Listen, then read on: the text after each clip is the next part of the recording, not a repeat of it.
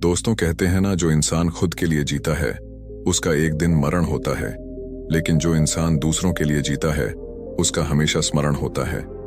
नमस्कार दोस्तों, inspired think YouTube channel में आपका दिल से स्वागत है। दोस्तों, हम सभी अपने जीवन में कुछ ना कुछ दान करते हैं, लेकिन क्या आपको पता है कि जीवन में सबसे अच्छा और उत्तम दान कौन सा है?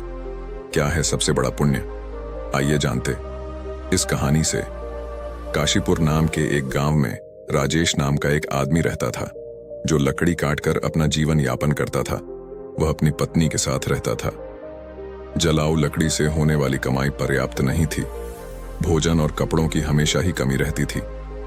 एक दिन परेशान होकर राजेश की पत्नी उससे बोली, कितने ही दिन देख लो, यही कमाई रहेगी। हमारे घर में तो कोई त्योहार नहीं होता, कोई जश्न नहीं होता। इस जलाऊ लकड़ी को काटने और बेचने के बजाय तुम शहर जाकर कुछ काम क्यों नहीं कर लेते? कितने सालों तक हम ऐसे ही जीवन व्यतीत करेंगे? राजेश बोला, देखो, मैं हमेशा तुम्हारी बात सुनता हूं। कितनी बार मुझे कहना पड़ेगा कि मैं इस गांव को नहीं छोड़ सकता। शहर में यहां की तरह शांति नहीं है। मैं नहीं चाहता कि अगली बार हमारे बीच ये बात निकले। उसकी पत्नी कहती है, अब हम क्या करें? मैं भी यहां उस पाप की वजह से हूं जिसने तुम्हें बांध रखा है। ठीक है, खाना बन गया है, खाओ और जाओ। भोजन करने के बाद राजेश लकड़ी काटने चला जाता है। चलते चलते काफी आगे निकल जाता है। वह सोचने लगता है, आज तो बहुत दूर चला आया, मुझे एक बड़ा पेड़ चाहिए, लेकिन मुझे एक भी नहीं मिला। वहां एक पेड़ है, पर काफी छोटा है, इससे मेरा क्या होगा? ठीक है, आज के लिए इससे ही काम चलाना पड़ेगा। वह एक पेड़ काटता है और अपने सिर पर जलाऊ लकड़ी का एक बंडल रखता है और उस लकड़ी को बेचने के लिए जाता है। यह क्या, लकड़ी खरीदने वाला कोई नहीं है? क्या इन सब लकड़ियों को मुझे घर लेकर जाना पड़ेगा? फिर रास्ते में कुछ आगे गया, तभी एक आदमी उसे आवाज लगाता है, सुनो लकड़ी बेचने वाले, इधर आओ, ये जलाओ। लकड़ी कितने की है? महाराज, आपको सारी चाहिए या आधी? अगर सारी लकड़ियां चाहिए तो केवल 20 में दे दूंगा। लकड़ी खरीदने वाले ने बोला, मुझे सारी लकड़ियां चाहिए, लेकिन तुमने जो दाम कहा है उतने दाम में नहीं, मैं केवल 10 दे सकता हूं। अरे महाराज, इस कीमत पर तो मैं नहीं बेच सकता, पर वैसे मैं थक गया हूं तो दे दूंगा। अब मुझे 10 रुपए ही दे दीजिए, पहले ही बहुत देर हो चुकी है। आप मुझे वह रुपए जल्दी से दे दीजिए, मुझे घर भी जाना है और खाना भी खाना है। यह लो तुम्हारे रुपए, ये सारी लकड़ियां वहां रख दो। वैसे तुम भूखे लग रहे हो, क्या तुम कुछ खाना खाओगे? खाना खा लो और फिर चले जाना। हरीश कहता है, मुझे भूख तो लगी है, लेकिन अगर मैं खाना खाऊंगा तो आपके लिए खाना नहीं बच पाएगा। रहने दीजिए, मैं घर जाकर खाऊंगा। चिंता मत करो, तुम्हारे खाना खाने के बाद 10 लोग और खाना खा सके, उतना खाना है मेरे पास। जब भी तुम्हें भूख लगे तुम यहाँ आकर खा सकते हो। राजेश पूछता है, क्या आप हमेशा ही सबको ऐसे खाना देते हैं? तब वह व्यक्ति कहता है, जब तक ईश्वर मुझे शक्ति देता है तब तक मैं यह करना चाहता हूं। फिर ईश्वर की इच्छा। राजेश ने कहा, ठीक है, तो मैं आज खाना यहीं पर खाऊंगा। उस दिन राजेश ने उस पंडित शास्त्री के घर भर पेट खाना खाया और खाना खाने के बाद राजेश पंडित जी को धन्यवाद करते हुए बोला, महाराज, आप बहुत अच्छे और उदार दिल के हैं। ऐसा अच्छा काम करने में मैं आपकी मदद करना चाहता हूं। अब से मैं 20 रुपए वाली लकड़ियां 10 रुपए में दिया करूंगा। ठीक है, तो अब मैं चलता हूं, पंडित जी ने कहा। बेटा, सकुशल रहो। राजेश ने काटी हुई सारी लकड़ी पंडित शास्त्री को 10 में दे दी और घर के लिए निकल गया। घर आकर उसकी पत्नी बोली, क्या हुआ, इतनी देर तक क्या कर रहे थे? क्या आज तुमको कोई अच्छा सौदा मिल गया होगा? तो लाओ पैसे। राजेश बोला, देखने जाओ तो सौदा अच्छा नहीं था, 10 रुपए मिले हैं, रोज से कम ही है। ये लो। राजेश की पत्नी ने कहा, क्या सच में तुम मुझे 10 रुपए ही दे रहे हो? मैंने सोचा था कि जितना तुम रोज देते हो उससे दुगना तो दोगे ही, लेकिन तुमने मुझे उसका आधा ही दिया है। तुम इतने लंबे समय से कहां थे, क्या कर रहे थे? अरे, मैं लकड़ियां बेचने निकला था, पर कोई खरीद ही नहीं रहा था, तो मैं हमारे पास के गांव गंगापुर में पंडित शास्त्री नाम के एक ब्राह्मण के घर गया था। वहां पर जो भी जाता है वह उन्हें प्यार से खाना खिलाते हैं। ऐसे लोगों के लिए हमें कुछ ना कुछ जरूर करना चाहिए। राजेश की पत्नी कहती है, हमेशा खाना देता है, फिर तो वह बहुत पैसे वाला होगा, नहीं तो वह यह कैसे करेगा? इतने लोगों को खाना देने वाले की तुमने कैसे मदद की? राजेश बोला, वह इतने अमीर नहीं है जितना तुम सोच रही हो। वह दान की अच्छी भावना रखते हैं, गंगापुर मंदिर के पुजारी हैं, वह अपनी कमाई से ही खाना देते हैं सबको। मैं तो पूछ रही थी कि तुमने उस ब्राह्मण की कैसे मदद की।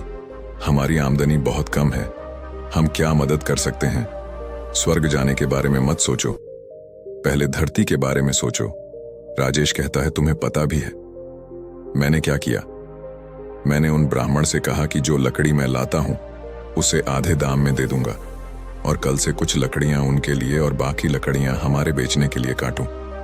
पत्नी बोली, इतना ही काफी है, लेकिन अगर तुम जलाऊ लकड़ी के 2 ढेर नहीं काट सकते तो तुम ऐसे ही 10 रुपए लेकर वापस आओ। 10 रुपए में मैं घर कैसे चलाऊं, तुम ही बताओ।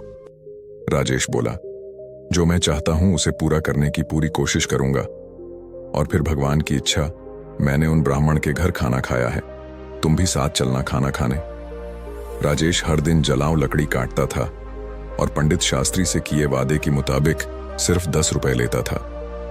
एक दिन पंडित शास्त्री भोजन करने बैठे ही थे, तभी बाहर से आवाज आई, महाराज लकड़ी लाया हूं, रुपए दे दीजिए और यहां आकर अपनी लकड़ियां ले लीजिए ताकि कि मैं चला जाऊं। फिर शास्त्री जी ने कहा, देखो राजेश, मैं आज तुम्हें 10 रुपए नहीं दे सकता, तो तुम तुम्हारी लकड़ियां वापस ले जाओ। ठीक है, पैसा कल दे देना, मुझे बहुत भूख लगी है। तो कुछ खाना खिला दीजिए। खाना तो खिला ही सकते हैं ना, वैसे भी आप सभी को खिलाते हैं। शास्त्री जी ने कहा, बहुत अच्छे। राजेश, पहले अपने पैर धो लो, तब तक मैं भोजन की व्यवस्था करता हूं। पंडित शास्त्री घर में जाकर अपनी पत्नी को यह बात बताते हैं। उसकी पत्नी उससे बोलती है, आपने ऐसा वादा क्यों किया? हमारे घर में खाने के लिए कुछ भी नहीं बचा है सिवाय उस खाने के जो आप अभी खाने वाले हैं। हम इस समय राजेश को कैसे खिलाएंगे? पूरा खाना खत्म हो चुका है, क्या आपको यह पता नहीं? अरे इसमें ऐसी भी क्या बात हो गई? तुमने मुझे जो खाना परोसा है वह राजेश के लिए काफी है। सोच रहा हूं कि आज उपवास कर लूं। राजेश की पत्नी ने कहा, और मुझे बताओ कि आप ऐसा कितनी बार करोगे? जब हमारे पास उतना नहीं तो यह सब क्यों करना है? वह सब कहां से लाए? पंडित शास्त्री ने कहा, सब भगवान देता है, पहले राजेश को खिला के आओ। पंडित शास्त्री ही थे जिन्होंने आने वालों को खाना दिया, भले ही उनके पास ना हो। एक दिन हमेशा की तरह राजेश लकड़ी काटने जाता है। वह सोचता है, जंगल के सामने के सारे सूखे पेड़ तो मैंने काट दिए, अब बाकी बचे हरे पेड़। जंगल के अंदर जाना थोड़ा मुश्किल लग रहा है, मैं इससे पहले कभी इतना अंदर नहीं गया, मुझे सावधान रहना चाहिए, जंगली जानवर हो सकते हैं, अगर मुझे कुछ हो गया तो यह सोचकर राजेश जंगल के बीच चला जाता है। राजेश इतनी दूर आ गया पर कोई पेड़ नहीं मिला। यह पेड़ अच्छा लग रहा है, एक शाखा ही काफी है, अगर मैं इसे काटता हूं तो 3 ढेर बन जाएंगे, पहले ही बहुत देर हो चुकी है। ऐसा सोचकर राजेश उस बड़े पेड़ पर चढ़ गया और उस डाली पर बैठकर उसी डाली को काटने लगा। बहुत बड़ी शाखा होने के कारण शाखा टूटकर बगल के पेड़ के नीचे टीले पर गिर जाती है। फिर अचानक ही वहां एक तपस्वी प्रकट हो जाते हैं और क्रोध में बोलते हैं, मेरी तपस्या किसने भंग की है? लगता है वह तुम ही थे, मैं तुम्हें श्राप देता हूं, तुम एक कुत्ते बन जाओगे। फिर राजेश घबरा कर कहता है, अरे महाराज, मुझे नहीं पता था कि आप यहां नीचे बैठे हैं। तपस्वी कहते हैं, मैं यहां 100 साल से तपस्या कर रहा हूं और तुमने मेरी तपस्या भंग की है। राजेश ने कहा, मैं तो रोज पेड़ काटने आता हूं और जलाओ लकड़ियां बेचता हूं, मैंने जानबूझकर ऐसा नहीं किया, मुझे माफ कर दीजिए। महाराज कृपया इस श्राप को वापस ले लीजिए। तपस्वी ने कहा, मैंने क्रोध में आकर तुम्हें श्राप दिया क्योंकि तुमने मेरी तपस्या भंग की है। इस श्राप को वापस लेना संभव नहीं है, जिसने श्राप दिया है उसके लिए भी संभव नहीं है, पर मैं तुम्हें एक उपाय बताता हूं, सुनो। राजेश बोला, कृपया मुझे बताइए महाराज, मैं इस श्राप से छुटकारा पाने के लिए क्या करूं? तुम ऐसे लोगों को ढूंढो जो सबसे अच्छा दान देते हो, उनके खाने के बाद अगर उनके खाने में कोई भी दाना बच जाता है तो उसे खाकर तुम श्राप से मुक्त हो जाओगे। अगर तुम अपने अभी के रंग से पूरी तरह से सफेद हो जाते हो तो तुम इस श्राप से मुक्त हो जाओगे। हरीश रोते हुए कहता है, मैं अपनी पत्नी को रोजाना लकड़ी काटकर मिलने वाले पैसों से सहारा देता हूं, अब मैं कुत्ता बन गया हूं तो मेरी पत्नी का क्या होगा? महाराज ने कहा, चिंता करने की जरूरत नहीं है। तुम्हारी पत्नी को किसी चीज की कोई कमी नहीं होगी। ईश्वर है जो इसकी व्यवस्था करेंगे। इस बार जब श्राप टूटेगा तो तुम अपने कष्टों से मुक्त हो जाओगे और धन धान्य से सुखी जीवन व्यतीत करोगे। राजेश, श्राप के कारण कुत्ते में बदल जाता है मुझे। अब इजाजत दीजिए महाराज। इतना कहकर वह श्राप से छुटकारा पाने के लिए यात्रा शुरू करता है। राजेश सोचने लगता है, जैसा तपस्वी जी ने कहा था, मुझे सबसे अच्छा दान देने वाले कहाँ मिलेंगे। मेरी कुछ भी समझ नहीं आ रहा। हाँ, पंडित शास्त्री है ना, वह बड़े ही उदार दिल के आदमी हैं। अब मैं पहले प्रयास के रूप में पंडित शास्त्री के पास जाता हूं। राजेश कुत्ते के रूप में शास्त्री के घर जाता है। शास्त्री जी अपनी पत्नी से कहता है, चलो अच्छा हुआ, आज मैं बिना किसी परेशानी के सभी मेहमानों को खाना खिला पाया। सच में मैं बहुत संतुष्ट हूं। ईश्वर मुझे उन सभी को खाना खिलाने की शक्ति दे जो आज यहां आए हैं। शास्त्री के खाना खा लेने के बाद उसकी पत्नी ने बाकी खाना बाहर फेंक दिया। हरीश कुत्ते के रूप में वहां आया और शास्त्री के खाने से बचा हुआ खाना खा लिया। खाना खाते ही उसका आधा शरीर तुरंत सफेद हो जाता है। राजेश खुश होकर कहता है, मुझे लगा ही था कि पंडित शास्त्री बहुत ही उदार आदमी है। मुझे तुरंत ही आधे श्राप से मुक्ति मिल गई, लेकिन पूरी तरह श्राप मुक्त होने के लिए दूसरे आदमी को ढूंढना होगा। कोई आसपास मिल सकता है, शायद मुझे श्राप से मुक्ति मिल सकती है। अगर दिए गए श्राप से मुझे मुक्ति मिल जाती है तो श्राप से मुक्त होने के बाद मैं धन धान्य और सुख के साथ रहूंगा। मैं चाहे कितने भी साल लकड़ियां काट लूं, कभी इतना बड़ा नहीं बन पाऊंगा, लेकिन यह तो मेरे साथ अच्छा ही हुआ। मुझे श्राप देने के लिए बहुत बहुत धन्यवाद महाराज। इतना कहकर राजेश दूसरे आदमी को खोजने लगता है। एक दिन संतोष नाम का एक आदमी हल जोतते हुए राजेश को दिखाई देता है। यह देखकर हरीश उसके घर के सामने जाता है। वहां से गाय दान लेने वाला सुरेश गाय को लेकर संतोष के बारे में सोचता है। संतोष बहुत ही पवित्र आदमी है। वह सिर्फ मुझे ही नहीं, कई लोगों को गाय दान कर रहा है। ऐसे लोगों को आशीर्वाद मिलना चाहिए। राजेश उसकी बातें सुनकर कहने लगता है, लगता आज मुझे श्राप से मुक्ति मिल जाएगी। यह आदमी उस पंडित शास्त्री के समान ही होना चाहिए जो सबसे अच्छा दान कर रहा हो। रुक कर देखता हूं कि वह कब खाना खाता है। राजेश के वहां बहुत देर तक इंतजार करने के बाद संतोष ने अपना खाना खाया और पत्ते को बाहर फेंक दिया। राजेश तुरंत जाकर उस पत्ते का बचा हुआ खाना खा लेता है। राजेश आश्चर्य से कहता है, अरे कोई रंग नहीं उतरा। संतोष ने गाय का दान किया था, फिर रंग क्यों नहीं बदला? मुझे कुछ समझ नहीं आ रहा। वह वापस आकर शास्त्री जी के घर के बाहर बैठ गया। वहां दो आदमी आपस में बात कर रहे थे। अरे सुशील, आज संतोष ने फिर गाय का दान दिया। वह चाहे कितना ही दानी दिखता हो, वह हमेशा गांव के बाहर वालों को ही बुलाकर दान देता है। अगर तुम सच जानोगे तो चौंक जाओगे। उसकी सारी गाय 2 महीने से ज्यादा दूध नहीं देती। उसे यह पहले से ही पता होता है और फिर उन्हें बैठाकर क्यों खिलाए इसलिए दान कर देता है। वह कभी दूध देने वाली अच्छी गाय दान नहीं करता। ऐसा है क्या? अगर वह ऐसा करता है तो अवश्य ही उसे पाप लगेगा। हमारे राजा की तरह कोई भी नहीं कर सकता। वह एक महान दानी है। 1 हफ्ते से खाना दे रहे हैं और कल आखिरी दिन वह अन्नदान के साथ वस्त्र दान भी करने वाले हैं। वह वहां सबके साथ 1 हफ्ते से खाना खा रहे हैं। कभी उनके जैसा धर्मी देखा है? कहीं? अरे यह तो कुछ नहीं। उन्होंने हमारे लिए अच्छी सड़कें बनवाई हैं, हर जगह कुएं और तालाब भी खुदवाए हैं। मतलब उन्होंने बहुत कुछ किया है। ऐसा धर्मी मैंने कहीं नहीं देखा। यह बातें सुनकर राजेश बहुत खुश हुआ।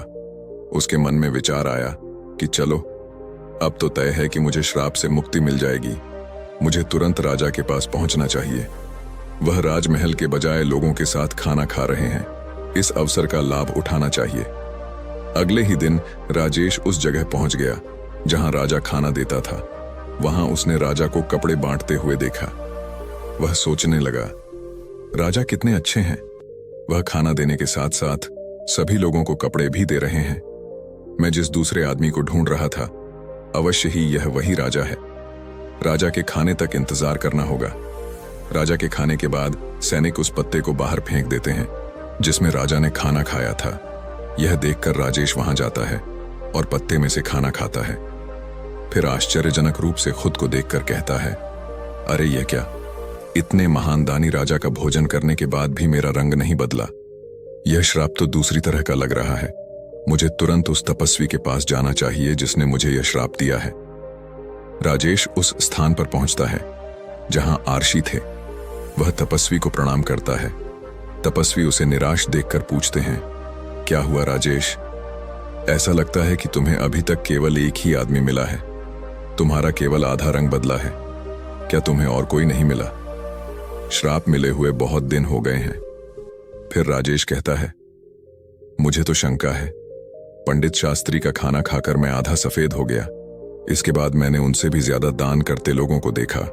उन्होंने जो खाना खाया उसे खाने से कोई फायदा नहीं हुआ। महाराज, इसके अलावा हमारे शहर के राजा बहुत धर्मी हैं। एक हफ्ते तक उन्होंने सबको खाना दिया, कपड़े भी दिए। इतने धर्मपरायण आदमी द्वारा खाया हुआ खाना खाने के बाद भी मैं श्राप से मुक्त नहीं हो पाया। इसमें कुछ रहस्य है महाराज, मुझे नहीं समझ आ रहा। आप ही बताइए ना। फिर महाराज ने उससे कहा, तुमने जितने को भी देखा उनमें से किसी के भी द्वारा दिया गया दान सच्चा दान नहीं था। संतोष ऐसी चीजें दे रहा था जिसकी उसे जरूरत नहीं थी। अगर उसे उनकी जरूरत होती तो वह उन्हें दान ही नहीं करता। ऐसे ही राजा जो कुछ भी देता है उसे दान नहीं माना जाएगा, क्योंकि राजा खुद नहीं कमाता। वह तुम्हारे द्वारा दिए करों के धन को उस राज्य के लोगों पर खर्च करता है। कल के दान में भोजन और वस्त्र आपके द्वारा कर के रूप में दिए गए पैसों के ही थे। इसीलिए जो भी दान उसने कल किए उसे दान नहीं माना जाएगा। यह लोगों का पैसा है और लोगों पर खर्च कर रहा है। समझ रहे हो तुम? इसमें राजा का दान कहाँ है? इसलिए राजा ने जो समृद्ध भोजन खाया वह तुम्हें श्राप से मुक्त नहीं कर पाया। देखो राजेश, सही दान जो उस शास्त्री ने भूखे को खाना दिया वह था। भले ही उन्होंने खाना नहीं खाया, इसलिए उसका दान सबसे अच्छा है। कुछ और प्रयास करो, तुम श्राप से मुक्त अवश्य हो जाओगे। राजेश समझ गया। राजेश तपस्वी को धन्यवाद देकर वहां से चला जाता है। हरिश कहता है, कितनी दूर चला आया, बहुत भूख लगी है। अच्छा होगा कि पास में कुछ खाना मिल जाए। वहां पास में एक बूढ़ा आदमी घड़े में पानी ले जाता हुआ उसे दिखाई दिया। वहां दो लोग बातें कर रहे थे। उस बूढ़े आदमी को देख रहे हो, वह धूप वाले रास्ते से गुजरने वालों के लिए पानी लाता है। यह बूढ़ा आदमी ऐसा लग रहा है जैसे यह 80 साल से अधिक का है। इसका काम काबिले तारीफ है। और फिर बूढ़ा आदमी जो खाना लाया था वह उसे निकालकर खाने लगता है। भूखा हरीश बूढ़े आदमी के पास जाता है। बूढ़ा आदमी अपने खाने में से कुछ लेता है और राजेश को देता है। राजेश इसे खाते ही श्राप से मुक्ति पाकर एक आदमी बन जाता है। राजेश ने उस बूढ़े आदमी को धन्यवाद किया और वापस लौट आया। दान कभी भी छोटा या बड़ा नहीं होता। उत्तम दान दूसरों की भूख मिटाने वाले शास्त्री और प्यास बुझाने वाले उस आदमी के जैसा होता है। सबसे अच्छा दान खुद के बजाय दूसरों की मदद करना होता है। और फिर राजेश अपनी पत्नी के पास गांव पहुंच जाता है और खुशी से रहने लगता है। तो दोस्तों, आपको यह कहानी कैसी लगी हमें कमेंट में जरूर बताएं और ऐसी ही ज्ञानवर्धक कहानी सुनने के लिए हमारे चैनल से जरूर जुड़े। और मिलते हैं अगली वीडियो में। तब तक के लिए अपना ध्यान रखें। धन्यवाद और नमो बुद्धाय।